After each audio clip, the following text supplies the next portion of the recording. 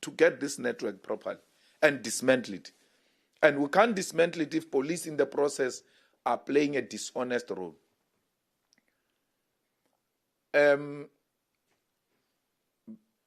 Minister Mchunu was supposed to be fired. Fired completely. But you know, factions are painful. You know, to belong to a faction, it's the most painful thing as a leader. Cyril and Mchunu are in the same faction. When the allegations are out, Cyril doesn't act. He says, I will act when I come back and do that. You know why? He's giving Mchunu an opportunity for Mchunu to help him by resigning. If Mchunu loved Cyril, he should have resigned and not put Cyril in that difficult position. But he doesn't care. There's no need. These comrades must tell each other the truth. Remzal, take a back seat. We'll work on this thing. Just wait. Help the president. Now the president has to do something that looks like he's doing something when he's doing nothing. He's not doing anything. Mchunu is a minister on leave. There is acting minister Mantashe of police. Then there is incoming minister, acting minister of police. 3, as we're sitting here. We have 3 names when we think of police. 3. Kachalia. Kachalia is from the Indian cabal of UDF. Worked with Pravin and them. They now want to recapture power. That's why they are going to that thing of the police. Why would you go and fetch Kachalia? Which track record has demonstrated that Kachalia is the best to deal with crime in South Africa? His first interview just told you we're in trouble. That thing of police is not a lecture room. Things are bad there. It's not a lecture room. So it's not helping us, Cyril, with anything. It's putting us into a deep crisis. It's not late. It's not late for Senzo to resign and save the country's resources and wait for the commission where he will clear his name. You know, when you resign and you go clean your name, the people themselves who are going to say, but this guy must be returned back to his position because he was an honorable man who said, I've got nothing to hide. I don't need a position to protect whatever allegations they've leveled against me. Let me resign. That step aside of theirs is factional. It's not real, it's factional. Because why? You don't have to be charged for you to step aside. The allegations must be so serious that your own fellow comrades must say, look, give us space to deal with these matters. How do you... those people are the ones who decide who gets charged, who doesn't get charged. They will never be charged, even when there's big allegations against them. And because you are saying technically they are not charged, they must remain in their positions. That is being pretentious. It's a false narrative that you are dealing with corruption. You are not. When it is one of your own, you don't apply principle. The principle is this guy should have stepped aside by now and help the president if he really loves the president and he works with the president in the same faction. But factionalism does that to you. When you are a leader and then you are more loyal to the faction than to the organization and the nation, this is where you will find yourself. We're making huge inroads. I mean, and it's scientific in the Western Cape. It's one of the provinces where we increased our numbers in the last elections. In this province. And stats shows you, I mean not stats, research shows you that the EFF is going to have a huge increase in the Western Cape and Eastern Cape. So we are here to consolidate the ground, because this is where we are going to grow this year and going forward.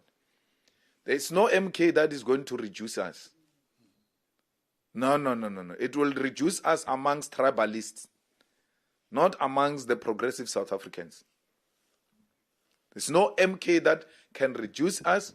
There's no MK that can replace us ideologically, politically, and otherwise. You saw yesterday in Parliament a mess in action. That's what you elected, South Africa. A mess. You are asked twice, I'm voting in support. I'm not sure if that chairperson is not MK inside or something. The NC must investigate that guy. Because he says, then they say we're in support. Then we pass. He goes back and says, hey, he thinks we're fools. He's playing a trick. He says, you said, how many are you? They said, no, 51. He said, okay, just start it afresh so that we can hear you. He's giving a chance again to correct herself. She says, we vote in support. Then we pass. We go. He closes the voting. That caucus almost collapsed yesterday of MK. Almost. Then they raised their hands. He says, what are you saying? No, we didn't understand. We didn't understand. You elect people who don't understand. We didn't understand. We're actually voting against. Hey? And the guy, Frolic, allows that.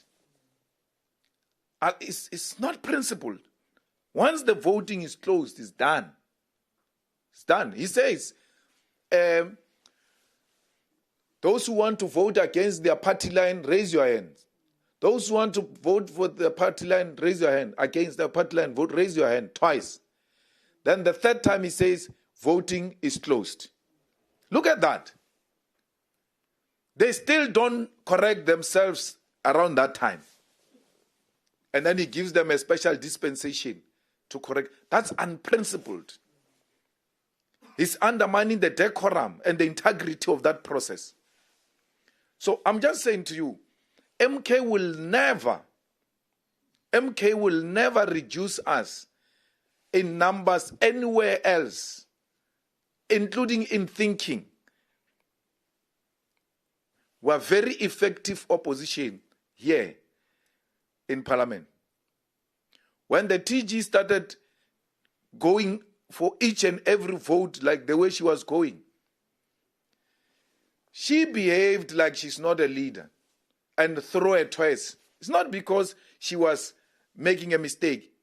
She was like, TG said we are going against, calling for a division. Then Angala. She threw her twice. And then when they said to her, yeah, what are you saying? She thought, if I say I'm voting against, it means I'm supporting this one. I'm not going to do that. And that issue was actually far much bigger than the emotions. She couldn't put the emotions aside and have to accept. We have never done that. When they object and call for division, we support them. We don't throw our toys and say, no, why do they go before us? No. And the chairperson clarified it there, that we take whoever comes first. So the growth of the EFF is very clear. Where is this MK going to reduce us? Because I was in dating in Seshiu. I didn't find MK. South Africa is not KwaZulu-Natal.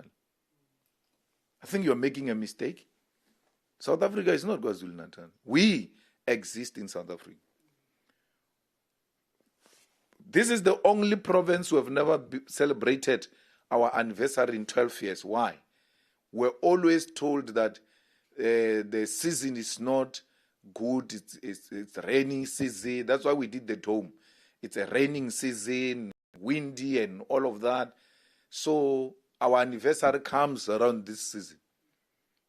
And we've had to take a bold decision that, comrades, we cannot have a province in the history of our organization which has never hosted a national celebration of the EFF, because we are a national organization.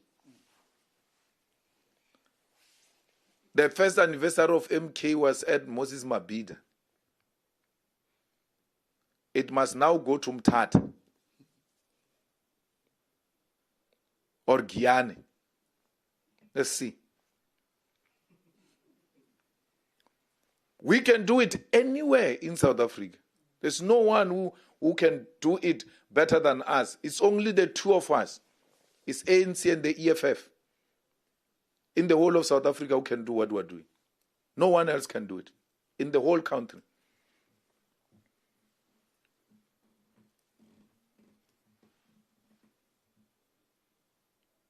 Well, higher education, Shema, it's so painful, man. You know, she's so young. She still has a chance to come back. I've seen people get demoted politically, and then they go rework on themselves, and then they come back.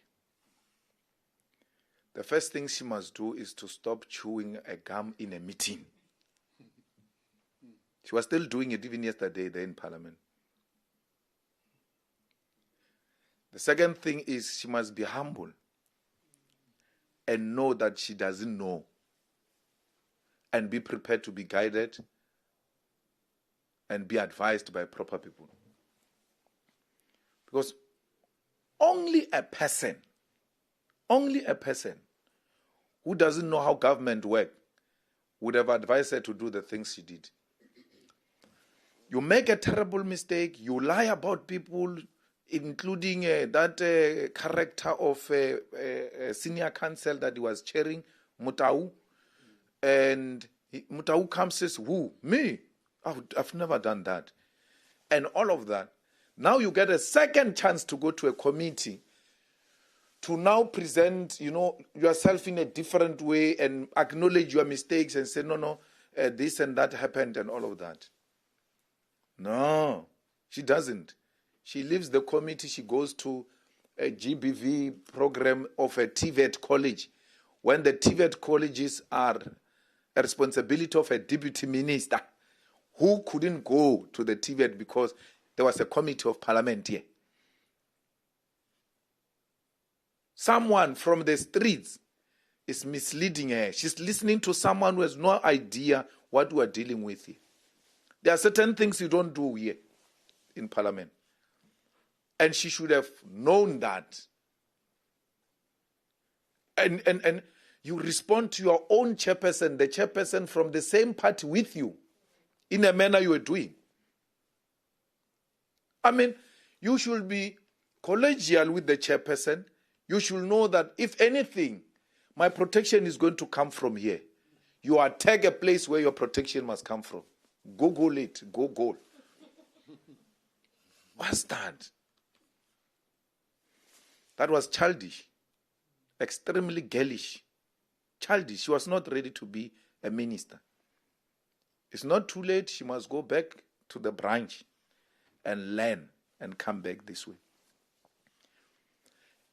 She must, Butimana must never trust that DG. That's a man, there's a big problem there. That DG. He's the one who misled them. He worked with Blade, that DG.